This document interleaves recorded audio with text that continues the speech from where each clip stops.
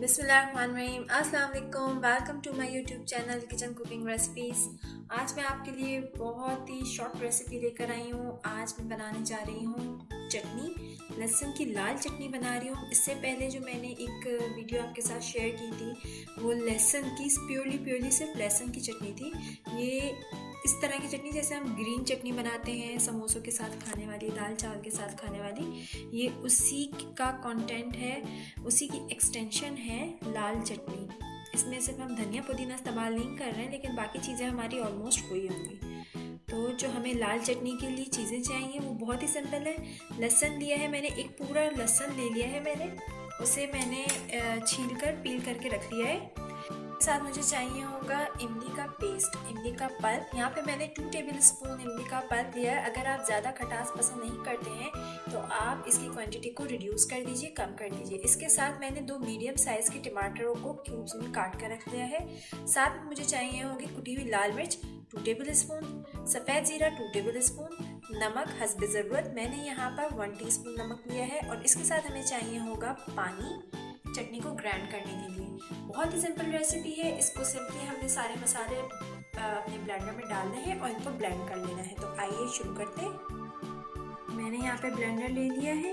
अब मैं इसमें डाल रही हूँ सबसे पहले टमाटर, उसके बाद मैं डाल रही हूँ लहसुन को मैंने कटिंग कर लिया है।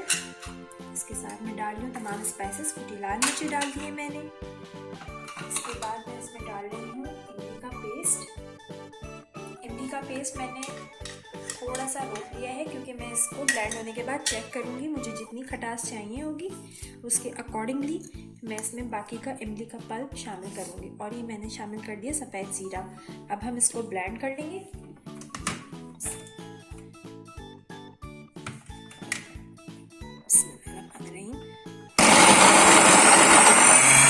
मैं थोड़ा सा इसको एक 2 सेकंड के लिए मैंने इसे ब्लेंड करके अब मैंने इसकी लिड हटाकर मैं इसमें थोड़ा सा पानी शामिल कर रही हूँ, क्योंकि पानी के बगैर ये चटनी घूमेगी नहीं ब्लेंडर में। और हमें ये थोड़ी थिक नहीं चाहिए, थोड़ी हमें इसमें लिक्विड कंसिस्टेंसी चाहिए, तो इसलिए मैंने इसमें थोड़ा सा पानी भी शामिल कर दिया।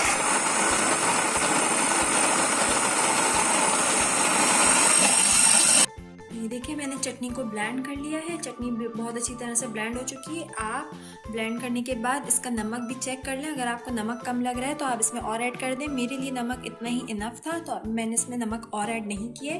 और इमली का पल्प मैंने जितना निकाला था वो पूरा का पूरा मैंने इसमें शामिल कर दिया। अब सिंपली मैं इसे डिश आउट कर लूँगी। आप जिस भी कंटेनर में या जिस भी बाउल में इसे निकालना चाहते हैं आप इसे निकाल लीजिए। तो आइए इसे डिश आउट कर लेते हैं।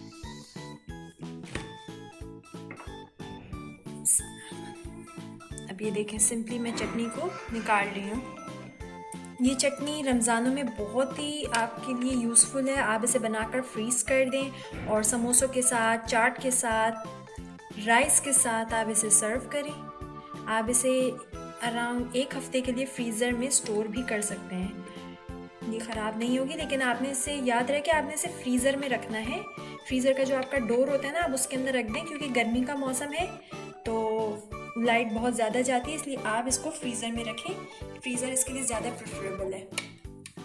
तो ये देखें तैयार है हमारी झटपट बन जाने वाली चटनी। ये लहसुन की लाल चटनी कहलाती है। लहसुन की चटनी कह लें, आप इसे टमाटर की चटनी कह लें। ये बहुत ही सिंपल है और टेस्ट में बहुत ही ज़बरदस्त है। तो अगर आपको मेरी रेसिपी पसंद आई हो तो मेरी वीडियो को लाइक कीजिए, इसे ज़्यादा से ज़्यादा शेयर कीजिए, मेरे चैनल को सब्सक्राइब कीजिए और साथ में दिए गए बेल आइकन को प्रेस करना मत भूलिएगा, क्योंकि उससे मेरी आने वाली हर न्यू रेसिपी सबसे पहले पहुंचेगी आप तक, वो भी बिल्कुल फ्री में। फिर मिलेंगे एक न्यू रेसिपी के साथ। तब तक के लिए मुझे अपनी दुआओं में याद रखिएगा। अल्लाह हाफिज़।